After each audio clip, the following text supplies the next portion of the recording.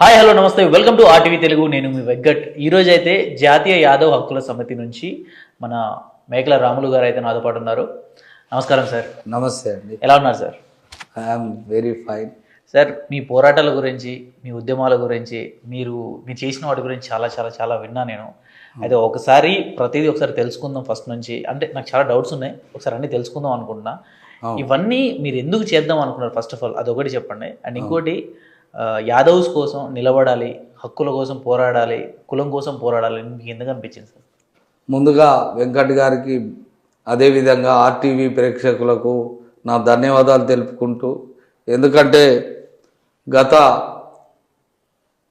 కొన్ని సంవత్సరాలుగా అంటే దాదాపు స్వాతంత్రం వచ్చిన కాంచి ఇప్పటి వరకు కూడా యాదవ జాతి ఆర్థికంగా కానీ అదేవిధంగా రాజకీయంగా కానీ సాంఘికంగా అనగదొక్కబడ్డది.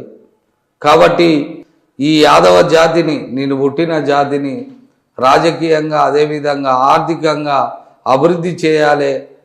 ఇవాళ సౌత్ ఇండియాలో ఉన్న ఇవాళ తెలంగాణ కావచ్చు, ఆంధ్ర కావచ్చు, మా రేషియో కనుక జనాభా ప్రాతిపదికన మాకు ఎమ్మెల్యేలు కానీ, ఎంపీలు కానీ, జెడ్పీ చైర్మన్లు కానీ, మున్సిపాలిటీలలో కానీ, కార్పొరేషన్లో కానీ, చివరికి స్థానిక సంస్థల ఎన్నికల్లో అంటే సర్పంచ్, ఎంపీటీసీ, జెడ్పీటీసీలో కానీ జనాభా ప్రాతిపదికన అన్ని రాజకీయ పక్షాలను మేము డిమాండ్ చేసి మా యొక్క రాజకీయంగా అభివృద్ధి చెందాలి కులము అని నా యొక్క పోరాటం దానికోసం అని నేను నా జీవితాన్ని కూడా నేను యాదవ జాతికి అంకితం చేసిన.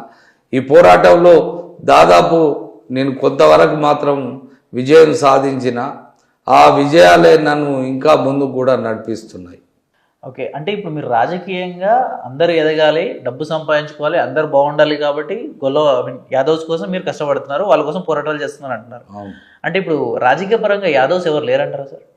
ఉన్నారు, అంటే ఇప్పుడు కొద్ది మందే ఉన్నారు వాస్తవంగా. అంటే అందరికీ ఇప్పుడు సపోజ్ మొత్తం అందరూ మీరే యాదవ్సే ఉండాలని నేను చెప్పేది ఒకటి సుమన్ గారు, సార్ వెంకట్ గారు, ఒకటి ఏంటంటే మా జాతిలో ఇవాళ కాంగ్రెస్ పార్టీ కానీ కాంగ్రెస్ పార్టీ లాంటి నేషనల్ పార్టీలో కానీ 40-45 సంవత్సరాల నుంచి కూడా పార్టీకి అంకిత భావంతో అదేవిధంగా వాళ్ళు ఇచ్చే అజిటేషన్లలో పాల్గొని కేసుల మీద వేసుకొని వాళ్ళు డబ్బు ఓడగొట్టుకొని భార్య పిల్లలకు దూరం అయి అన్ని సంవత్సరాలుగా మరి ఆ పార్టీకి సేవ చేసిన గుర్తింపు లేక ఎమ్మెల్యే కానీ ఎంపీ